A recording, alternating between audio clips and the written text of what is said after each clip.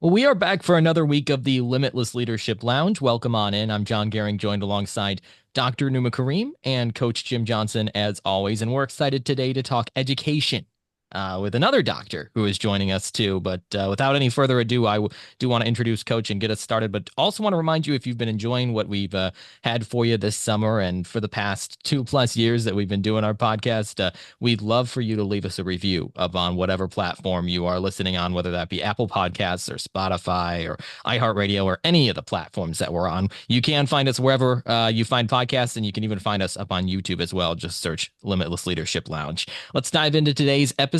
Coach, go ahead and introduce our guest today.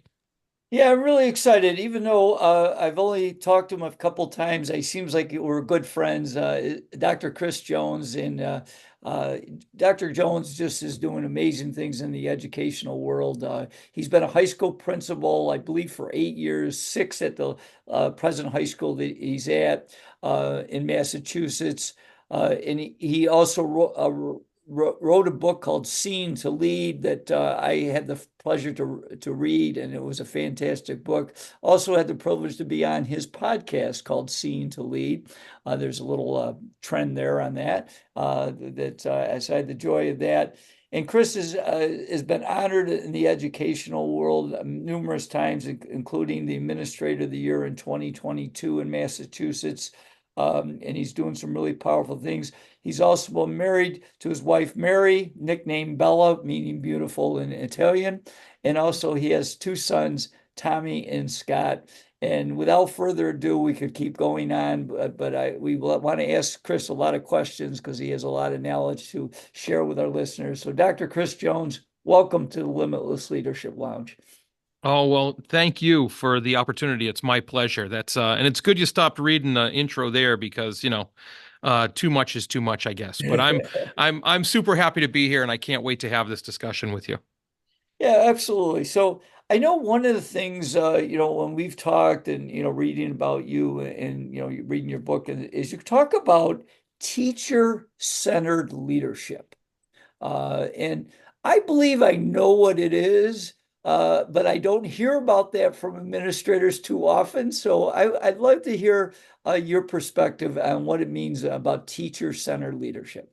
Sure. And this is something I'm so glad you started with this because this is really the crux of the book and the podcast and all of that. And it causes a lot of side eye glances I get when I go to conferences from other administrators and say, "What are you talking about? How can you not say you're student centered?" Well, here's the thing. As the leader of the building, I am not positional wise, but also, what I do day to day, but I am not I'm not in the trenches with the students, so to speak. The people that have the most direct effect on the students are the teachers. Now, so what I do is I focus on supporting, engaging, and empowering my teachers to create a better culture and a work environment for them to be in. I always tell my teachers this, look, I'm not expecting cartwheels on Monday morning when you come in through those doors.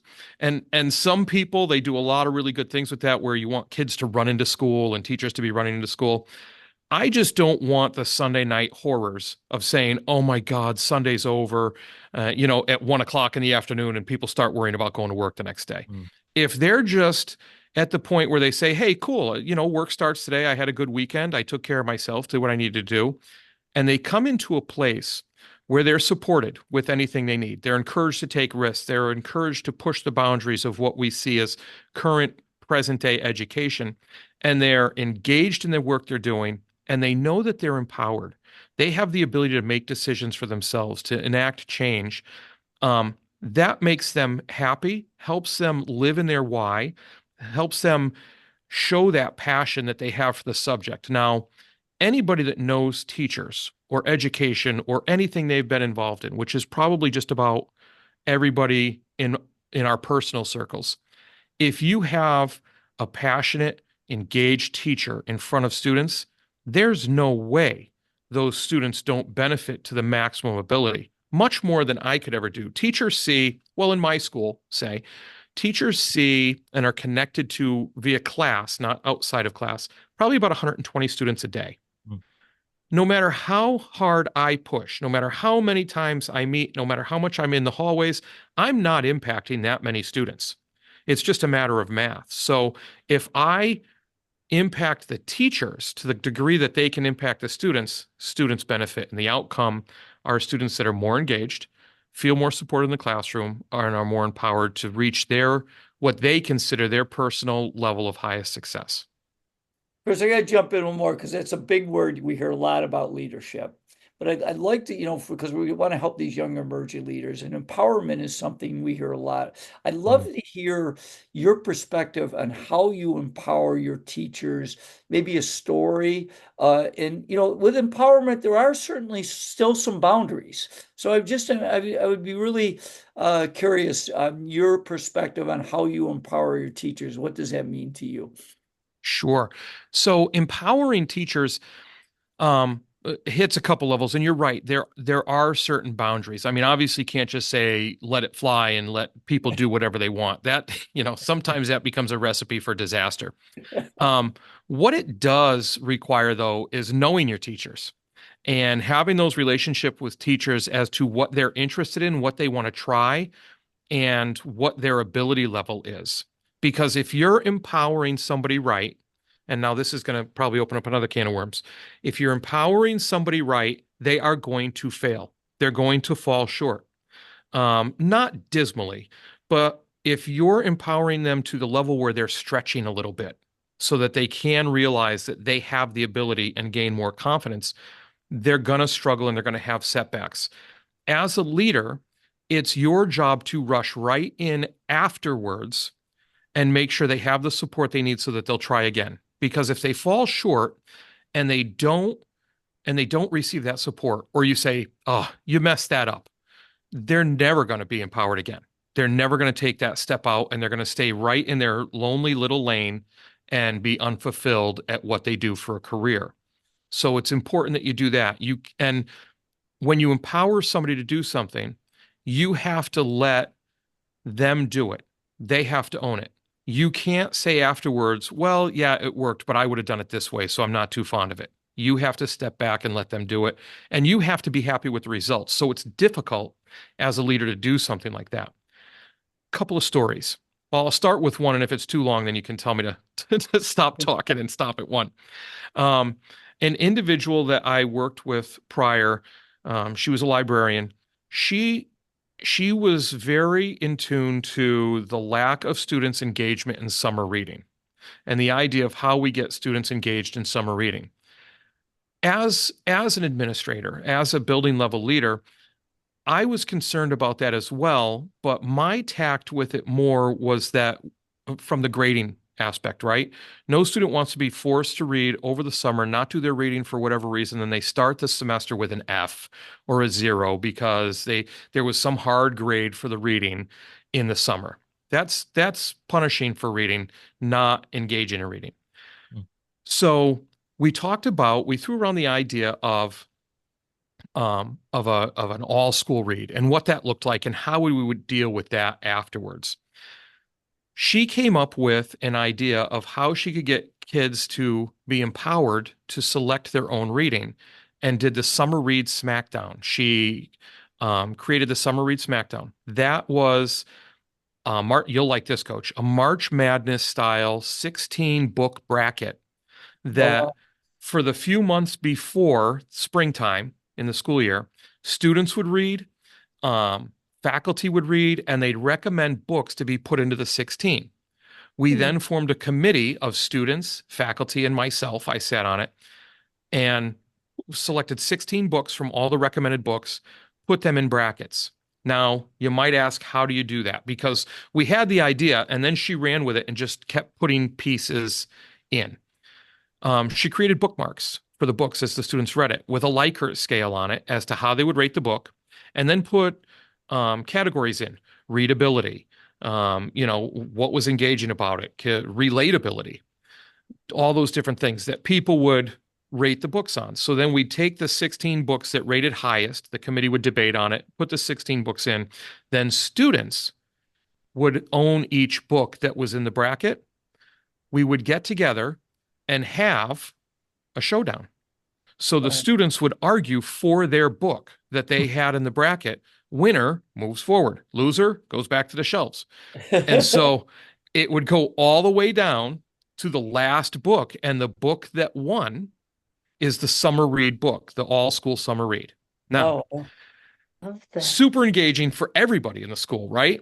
Mhm. But the fact is you still have to get the students to read it. And why do you do that? Well, now the students want to read it because one of their own picked it. Mm. So what we did on that end is everybody got, and to make sure everybody had access to it, we hooked up with the libraries. We got copies in our library. We did all kinds of different things. So everybody had access. We got audiobook versions.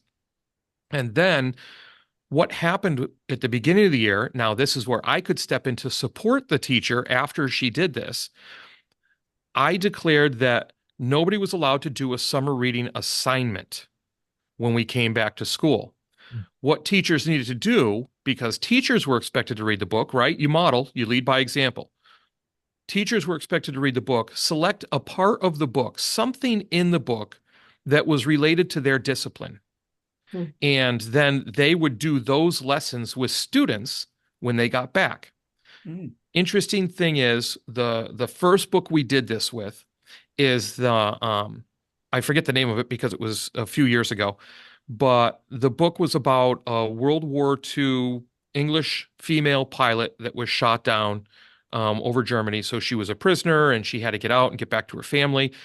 And the gym teachers read through the book and said, oh, you know what? And they did more research and they said, let's research the physical requirements, the physical fitness requirements of pilots, female pilots, male pilots that Britain had for training.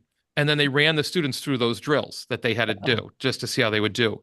The math department did secret code languages in math because of the different coding.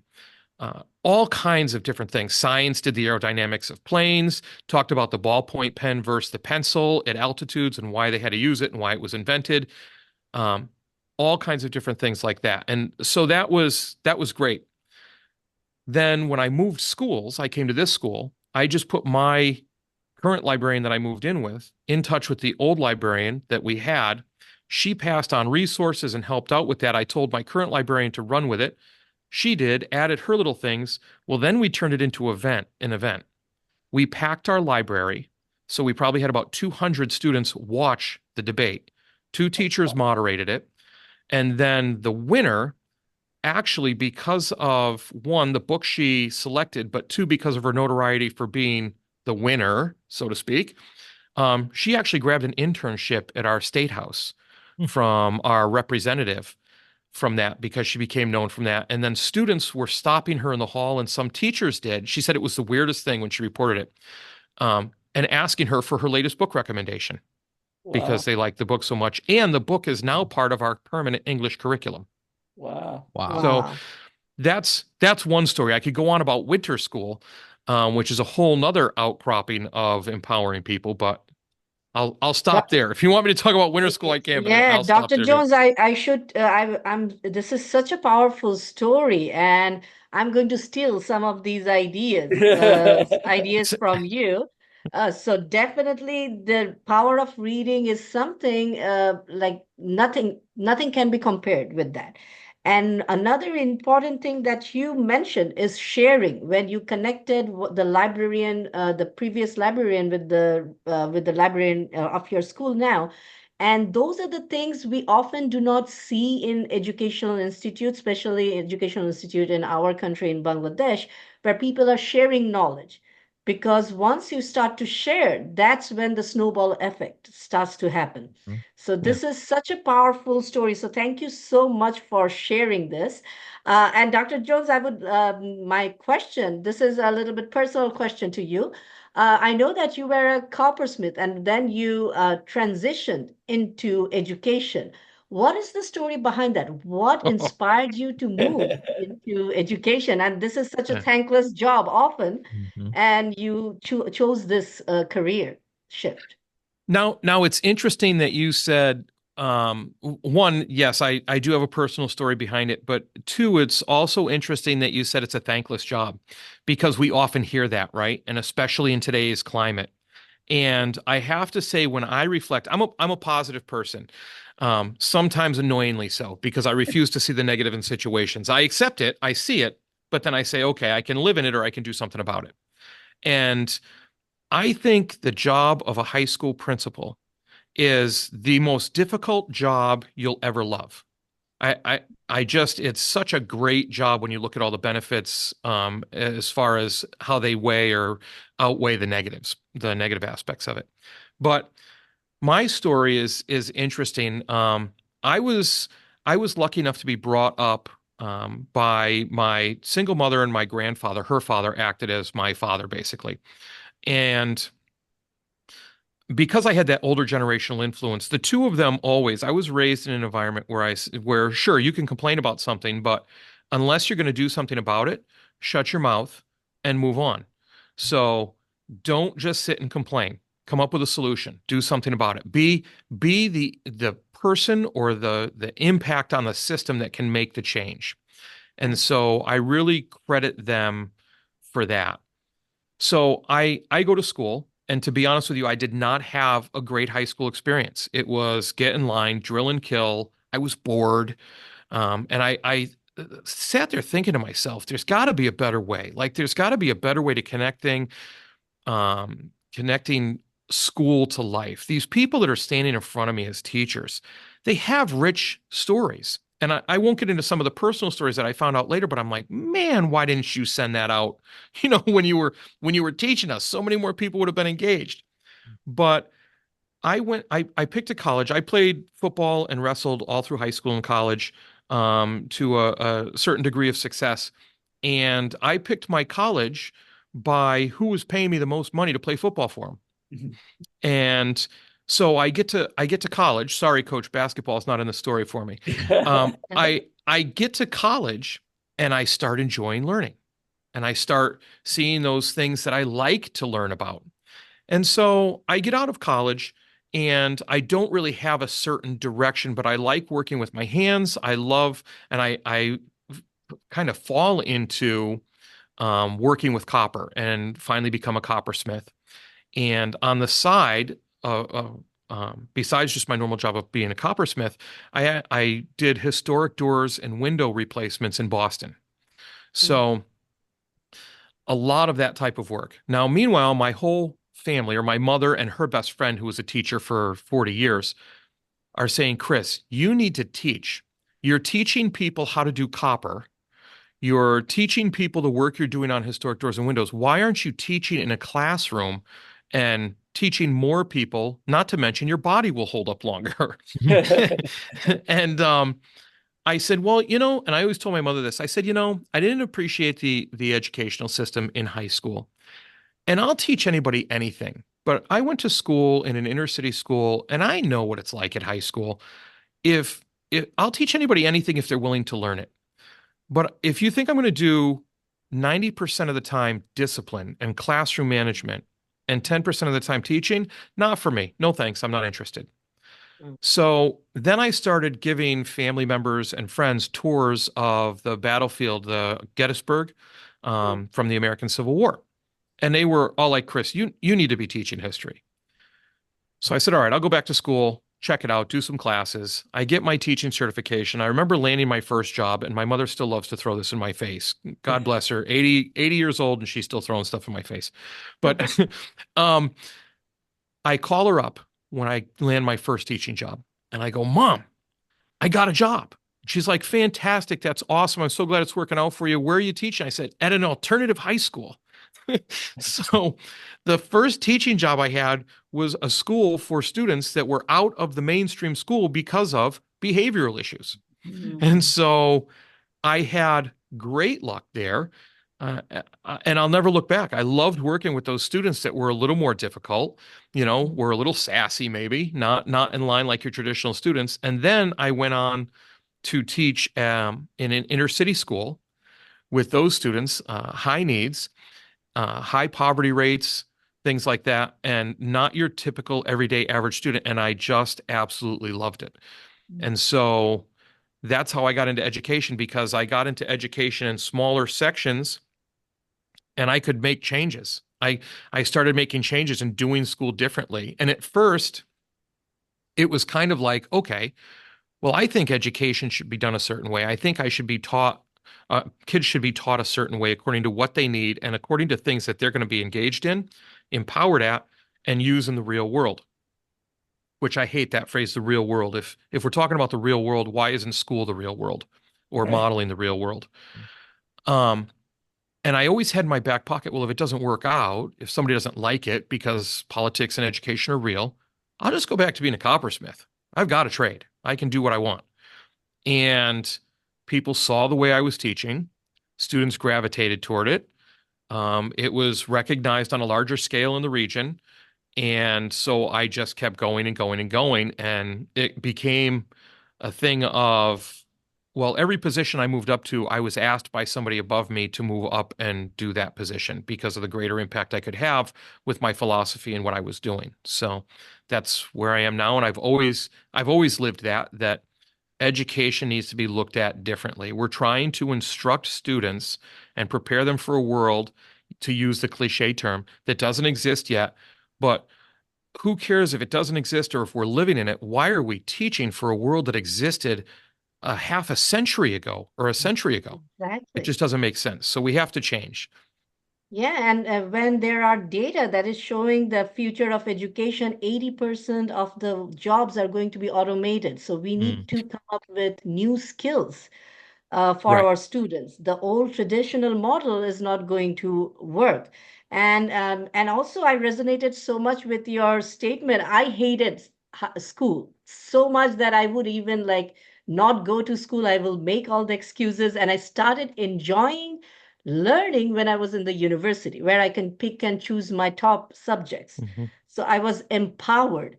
And that is another interesting thing. I just want to let the other audience know that in our country, in Bangladesh, now they're going through an educational revolution where the traditional model is of grading, who is going to be first, second, third, all those things are abolished. And experience-based and project-based learning is being promoted. And a lot of teachers and parents are showing resistance to that learning because they are not Yeah. still Yeah. getting that idea like how it is related to the real world. And so I think it's the teachers and the leaders and educational leaders' job to make everybody understand this power of experience-based learning that can solve so many problems. So Look, thank you for sharing your stories. oh, hey, that's what I'm here for, right? So we, but a leader's got to be ready for the storm that's going to come with that change. Right. We are not looking at the same students we used to be looking at. And people talk about COVID, people talk about the pandemic and how now students are different and we gotta catch up with learning gaps and so forth. But they were different before the pandemic. It's just that the machine of education is like an ocean liner and it just wouldn't turn. It would just keep going. We've been looking at a different type of students with different requirements for years. And look, the pandemic was awful for a lot of reasons, but I had a positive outlook during the pandemic because, especially for education, because this was it. This was the chance. This was a giant wave that came up, hit the side of that ocean liner and turned it, right? We found that we could adapt. We could improvise with what we were doing for learning. My school was one of the first in the area to do live simultaneous streaming. And the way we started it was we had our welcome back faculty meeting, and I assigned half of our faculty to different classrooms around the school. And I had the other half in front of me, separated by the 6 feet, masked up, and I demonstrated what they were going to be doing. So I live streamed the faculty meeting to half our faculty while the other half were sitting in front of me to show them that could it be done. Yeah, it was a little nerve-wracking, but if I'm asking other people to do it, I have to be willing to step in to do it first. But that showed us, because then the whole state moved to that as a mandate that they had to do that. That showed us that we could do that as schooling. Is that the best answer? No, because we were hit with it overnight. But if we prepared and if we kept doing our incremental changes, we could look at a whole different type of education. If we took some of the lessons that we've learned from charter schools. Now, charter schools aren't the answer. If we took some of their lessons, though, they have good answers. They could learn from us. We can learn from them. Same with private schools. I send both now you talk about teacher-centered principal getting some side glances. Because of the politics involved, I sent both my students, my kids, to vocational technical high schools, voc schools, which the public schools don't like because they have that component and there's all kinds of politics. But I did that because that's what my kids need and what works best for them.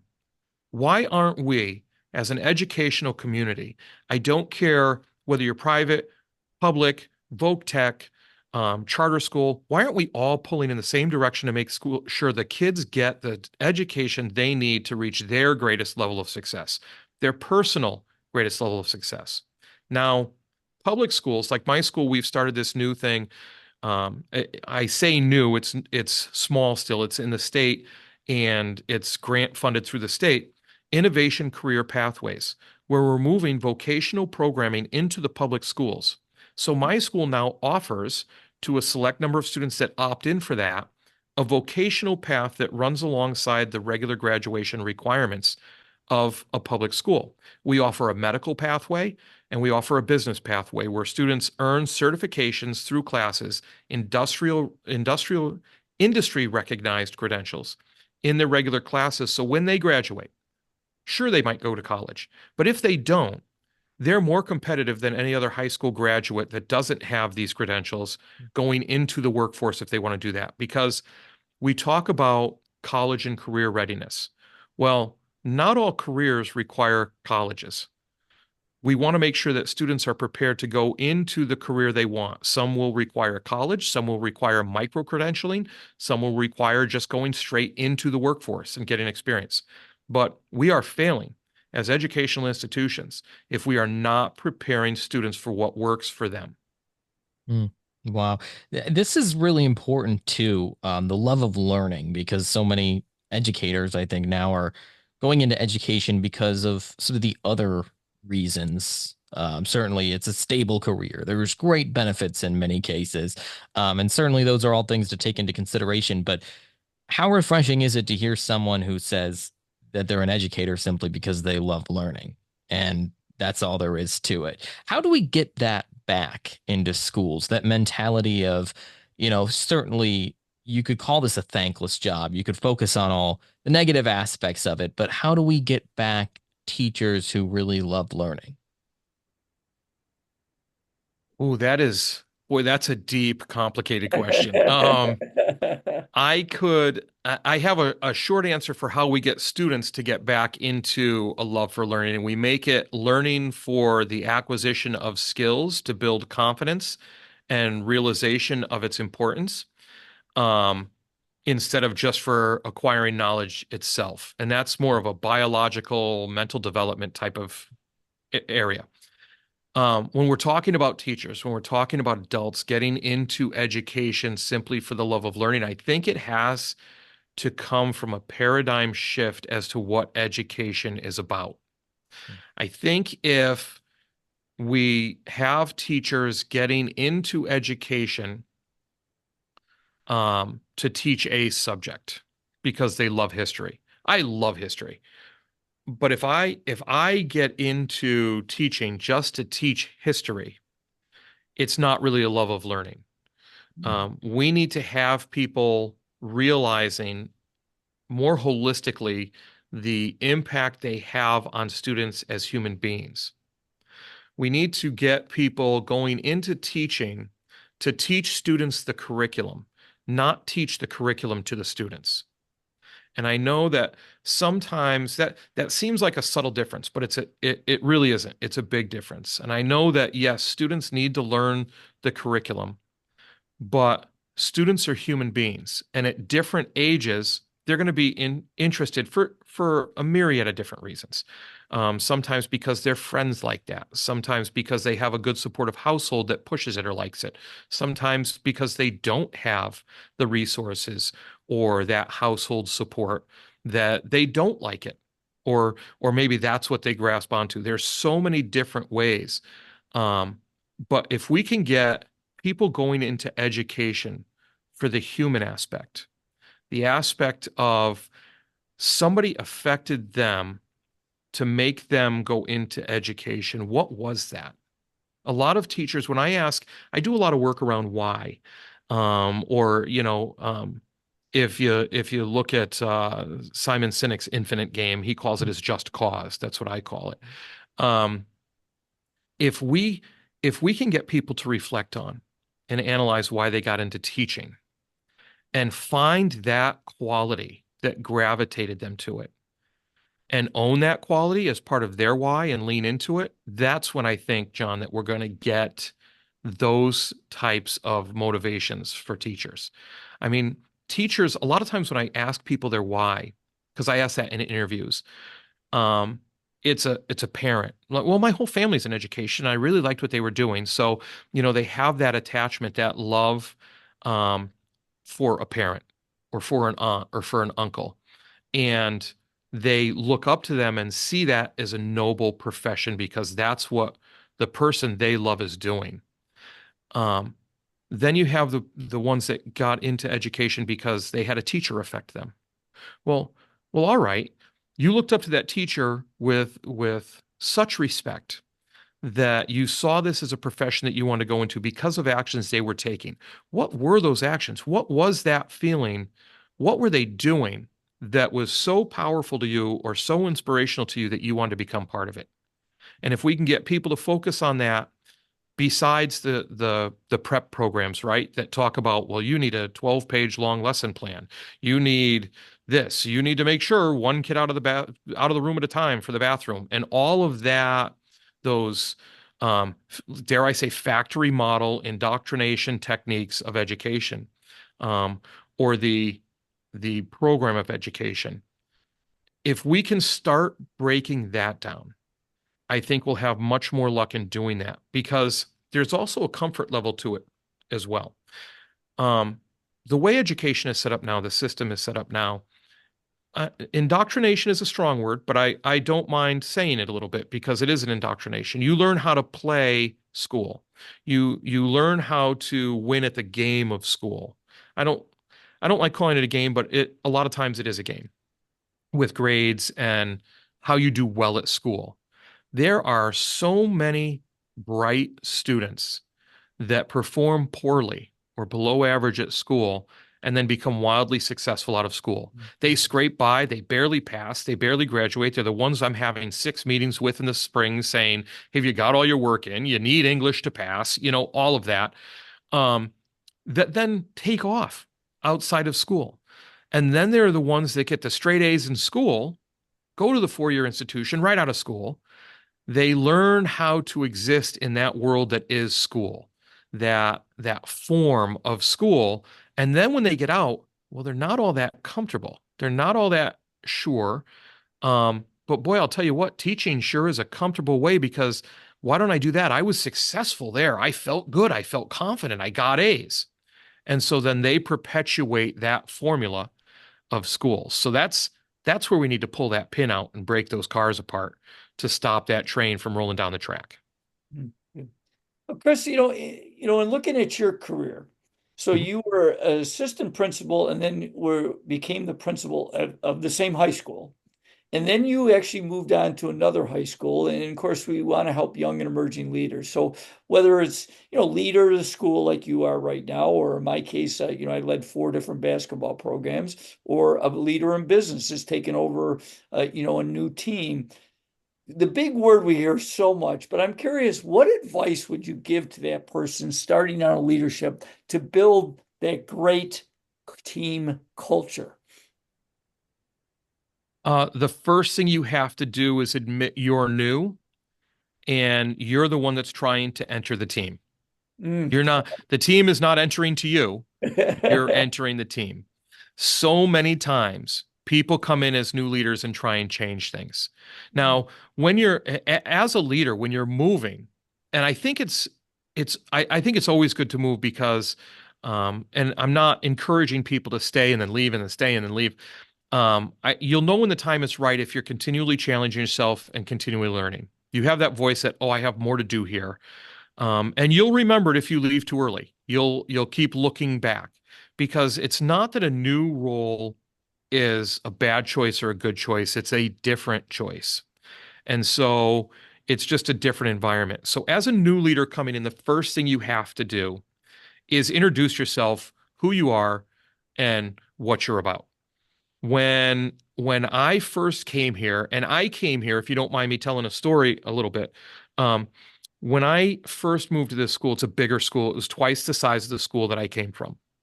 And I always saw innovation occurring at smaller schools when you looked around. You didn't see a lot of innovation occurring at bigger schools because the larger an organization becomes and you're trying to make organizational change, the more layers you have, the more difficult it is because you need certain boundaries and policies in place or more specific policies to make sure that everybody's pulling in the same direction or everybody's on the same page or everything's working. So I wanted to do innovation on a larger scale. I wanted to move up and challenge myself to see if I could get bigger schools to do this. So when I first came in, I told people, look, I'm about continuous learning, continuous improvement. I believe that success is a process, not a destination. And I walked around the school to different parts of the school and made videos of myself. People give me a hard time because I always put out videos, but I I made videos of myself in their library. I complimented their building. I said, I'm so excited to be here. Let me tell you a little bit about who I am. I made videos in the auditorium. I was like, I've never even been or thought about being in an auditorium that looks this good before. Let me explain to you a little bit about what you have that I see and how maybe I can fit into that and help you take it to the next level. So you have to acknowledge that people, whether it's a new organizational team, whether it's a new school, you have to acknowledge the culture that's there because the climate at first, and people sometimes mix up climate and culture, the climate at first when a new leader comes in is half and half, right? So some people are really excited about change. Some people are not so excited about change. And so you have to acknowledge that there's going to be that little bit of uneasiness, but oftentimes it pushes towards the positive, especially in schools, because as you move into the school year, people want that positive start. So they believe in you. You have that little piece of trust from people right off the bat. So you have to let them know that you're willing to step out with them. You're not there to change a bunch of things, but you're there to help them move forward in what they're doing. And then you can start to learn about people and do the culture work, the more difficult culture work. Now, before I came in, another thing leaders want to do, meet with the people that you need to meet with. My answer to that, meet with everybody. Now, if you've got 1,000 employee company, you can't do that. But I scheduled summer meetings with every staff member I have. And they were optional. I didn't force them. I said, look, I'm going to be here from this time to this time. Sign up, come on in. And I sat at my table in my office and met with anybody that wanted to come in just to talk about who they are, what they're about. I put out a survey. I asked them, I'd really appreciate it. I get it if you can't come in person and meet, but I really, really, really appreciate it if you fill out this survey to help me get to know you. I asked them, what's the most important thing to you to see every day when you work? Where would you like to see this school in 5 years? What's been kind of bothering you that you maybe would like to see end or change? What's your favorite snack? What's your favorite song? And then I would deliver snacks to them, their favorite snack, because I knew what their favorite snack was during the course of the year, sometimes for their birthday, sometimes because. The funniest one was trying to get a pint of ice cream up to a guy in his classroom in September when, yeah, it was tough to keep it from melting. He said, what am I supposed to do? He said, what am I supposed to do with this? I don't have a freezer. I said, go put it in the freezer or go eat it. I'll stay here in your classroom while you do it. Their favorite songs. I took their songs. I put my kid to work. I said, buddy, I need a Spotify list for this. He put a list together for me, and I played the songs on the radio or over the intercom when they came in for their first staff meeting. It's about connecting to where the teachers are and then come in with some kind of easy activity. They still talk about the first activity I ever did with them. We were having our faculty meeting. I said, the faculty meeting's outside. They were like, what? I said, yeah. So we went out and we did a game because now in these videos I led up to, look, I focus on the positive. I know that bad things happen, but I focus on the positive. I focus on we all make mistakes. Nobody's getting crucified for a mistake. We're going to look at what we did wrong and then we're going to improve on it. And so I filled up a bunch of trash bags with balloons. My admin assistant thought I was nuts, and the assistant principal was looking at me like, "What is this guy all about?" So I filled up regular kitchen garbage bags with balloons, and then we all went out, and I said, "Look, we're going to play a game of Keep It Up." And so I said, break yourselves up into departments that you normally don't hang out with. So they did, and they had to keep up the bags full of balloons, right? Easy to do, simple to do. I mean, they kept it up, kept it. I had to stop the activity. I was like, all right, but the laughing's going on. They're all having a blast. So then I handed out new trash bags full of balloons with one water balloon in each one, along with all the other inflated balloons. And I said, now you got to play Keep It Up with this. And of course, you can't because the water balloon goes all over the place. So maybe you get one or two hits. So then they did that for a little while, got not frustrated, like mad frustrated, but got a little frustrated. They couldn't do it, and then started playing with them and throwing them up in the air and all this and blah. So we were having fun. So then I brought them all together and explained to them, look, I'm new. Things aren't always going to be smooth. I told you in the videos, I'm a positive person.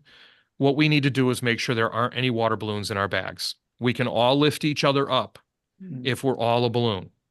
But if you have a water balloon in your group, you have to get that water balloon out or change it into an air-filled balloon, or else you're going to sink and this is not going to work out. So things like that keep them engaged, keep them active, and keep them light. You can't walk in and like boom, boom, boom, boom, boom.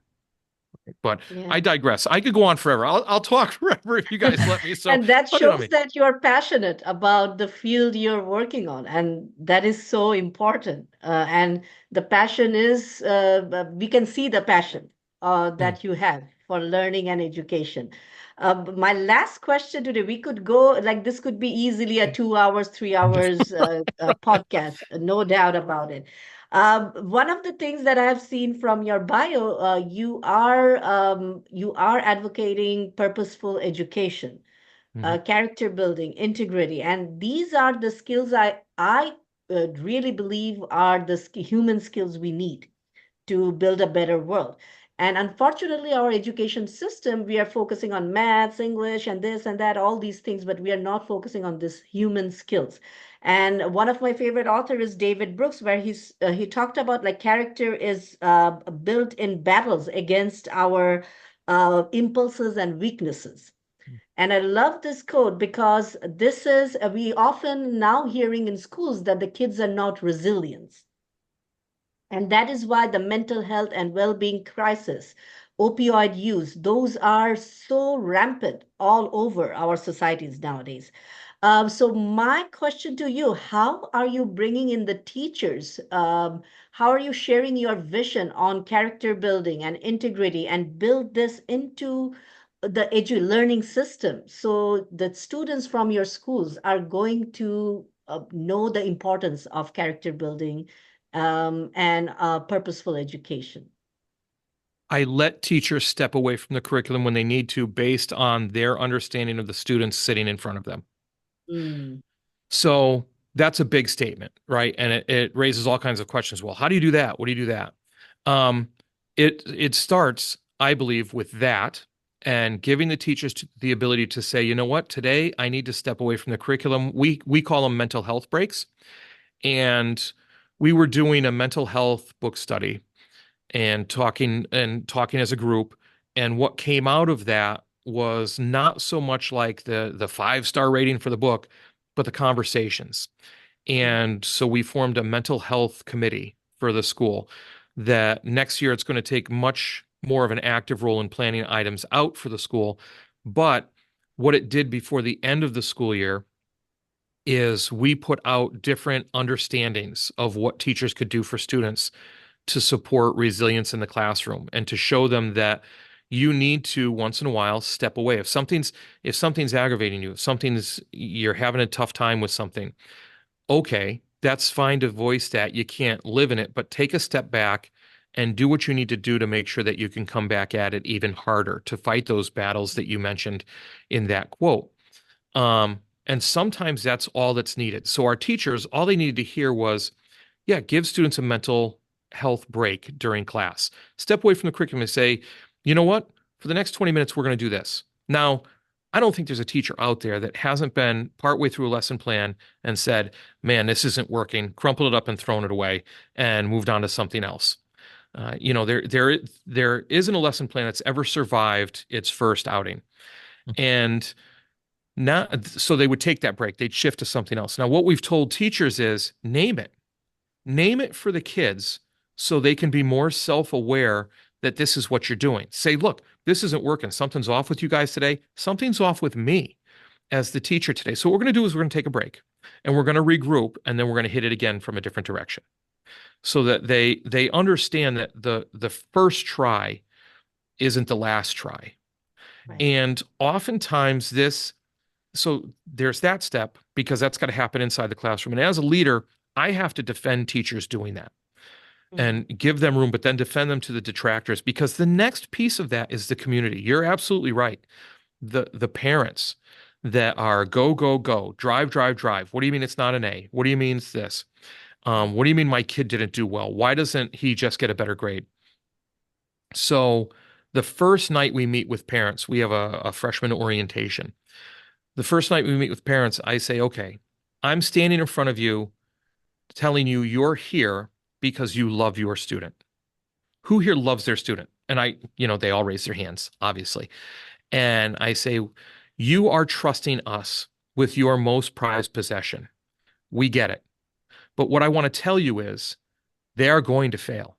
They're going to fall down. We have a phenomenal group of teachers here, a very understanding group of teachers here that will work with your student over and over again. But if they're pushing your student the way your student needs to be pushed, your student's going to fall short. What I ask of you is let them.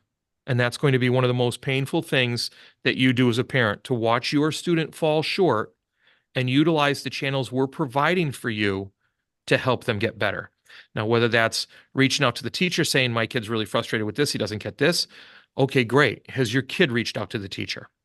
Your kid needs to advocate. So it's more of a subtle teaching of those skills that if I'm doing what I'm supposed to be doing, it's not going to be easy. Man, could you imagine a world where we got everything right the first time? Man, well, first of all, how boring would that be? Second of all, how would we ever improve? So it's such an important piece. And then I put out weekly character videos to my community, and I put them in my weekly newsletter to the community. I have a video out that does something on some characteristic. My latest one that I'm actually going to record this week to start going out and they're my podcast shorts. I release just the sound on my podcast short, but my latest one is about how we always say, look before you leap. How about leap because you looked? And it talks about the idea of looking at what you've got, and just when you're worried, just when you're unsure, but you see something you want, that's when you leap. Of course you're unsure, so name it. Of course you're scared, so name it and then get over it. So it's about accepting. And we have a very strong mental health campaign that's been going on for a year. We had a tragic incident. We had a student completed suicide just over a year ago. And from that, we started a Kyle Cares group, which is a mental health group. They're a national organization. We have a chapter. But our focus on mental health has been very strong. And the first step in that focus is naming it. Don't suffer in silence. Don't pretend, oh, well, I have something, I'm depressed. I've got a lot of anxiety, but I'm not going to call it that. I'm just going to act out or say something else is bothering me. The first step, if you want to be resilient, if you want to take care of your mental health, if you want to succeed academically, if you want to succeed on the court or on the wrestling mat, name what you're struggling with. Take the stigma away, and it's okay to struggle, because it's not until you admit it that you can get actual help, move past it, and be stronger for it. Right. And I often tell my students that think about the Marvel and DC heroes. They all became superheroes after the suffering and pain.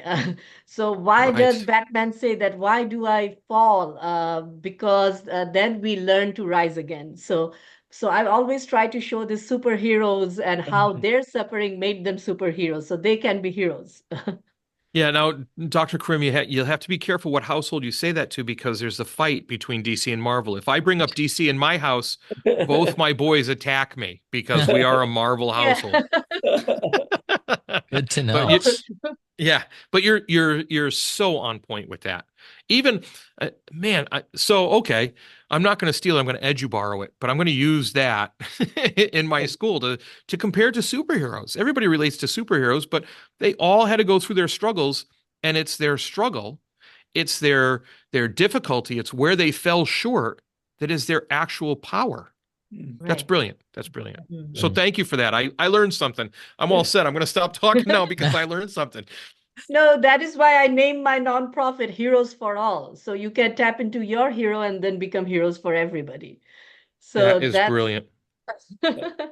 Seeing to Lead is the name that you'll want to look for. And Chris, I know you got a podcast, you got a book, and you do some speaking too. So tell us a little bit more about how we can learn more about you and find your book and listen to your podcast as well.